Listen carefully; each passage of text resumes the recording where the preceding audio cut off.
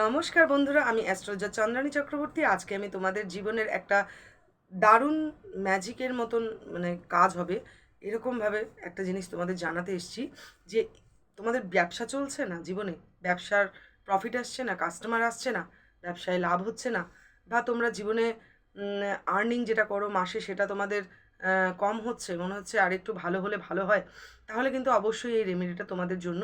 শুধু এক্ষেত্রে নয়, সব ক্ষেত্রেই তোমরা কিন্তু এইটা যদি অ্যাপ্লাই করো তাহলে আমি মনে করি যে ঈশ্বর তোমাদের কথা শুনবেন।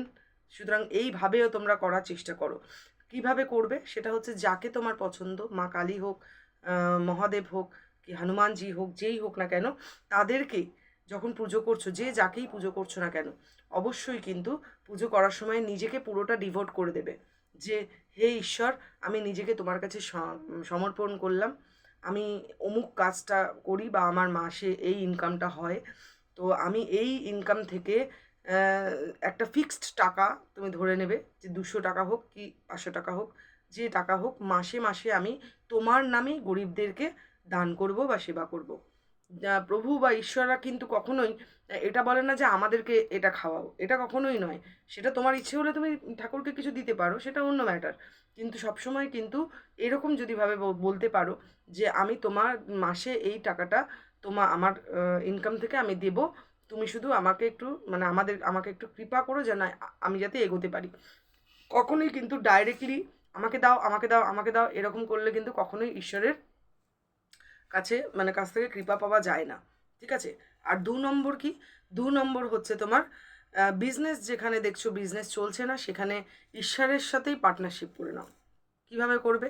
ঈশ্বরকে জানাবে, হে ঈশ্বর, বা যাকেই তুমি পুজো করছো, মা কালী, তুমি আমার, আজ থেকে তুমি আমার বিজনেসের পার্টনার। আমার বিজনেসে যা প্রফিট হবে, যা হবে না কেন, সেখান থেকে আমি এই টাকাটা তোমার নাম করে গরিবদেরকে দান করব। একই প্রসেস। ঠিক আছে? করে দেখো। যাদের বিজনেসের ক্ষেত্রে প্রবলেম আসছে, তাদের কিন্তু প্রবলেম সলভ হতে শুরু করে দেবে। ঠিক আছে? কিন্তু একদিন করে কিন্তু ভাববে যে ম্যাজিক হয়ে যাবে, এটা কিন্তু হবে না। করতে হবে।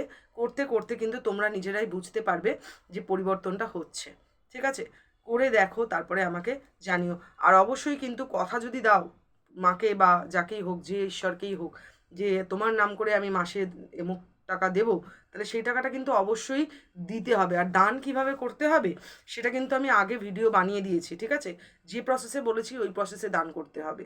মানে এরকম না যে তুমি এখান থেকে অফিস যাচ্ছ আর অফিস যাওয়ার পথে তুমি কাউকে দিয়ে দিলে, ওরকমভাবে দান করবে না। ঠিক আছে? বাড়ি থেকে বেরোবে দান করার উদ্দেশ্যেই, পুজো দেবে এবং দান করবে, বা শুধু দান করবে, এই উদ্দেশ্যেই বেরোবে। বাড়ি থেকে বেরোবে যখন টাকা নিয়ে বেরোবে, যে কাজটার জন্য যাচ্ছ দান করার জন্য, সেরকম যাকে দান করবে, গরিব মানুষ, তাদেরকে খুঁজবে তারা কোথায় রয়েছে, গিয়ে তাদেরকে দান করবে, করে সোজা বাড়ি চলে আসবে। মানে আদার্স, দান করে তারপরে বাজার করে নিয়ে এলে, দোকান করে নিয়ে এলে, বা একটু ব্যাংকে ঘুরে এলে, ওরকমভাবে দান করলে কিন্তু কোনো ফল হয় না। ঠিক আছে? দান কিন্তু এভাবেই করতে হবে। দান যখন করতে যাবে তখন তোমার শ্রম ওর মধ্যে ইনক্লুড থাকবে, যে তুমি পরিশ্রম করে যাচ্ছ দান করতে। ঠিক আছে? এমন নয় যে যারা গরিব আছে সে ঘুরতে ঘুরতে তোমার বাড়িতে চলে এলো, সে পরিশ্রমটা করলো, তারপরে তুমি তাকে দান করছো, সেটার ফলটা কিন্তু খুবই কম হয়। সুতরাং দান করতে গেলে সবসময় কিন্তু নিজেকে পরিশ্রম করে তার কাছে অবধি যেতে হবে, গিয়ে তাকে দান করতে হবে। ঠিক আছে?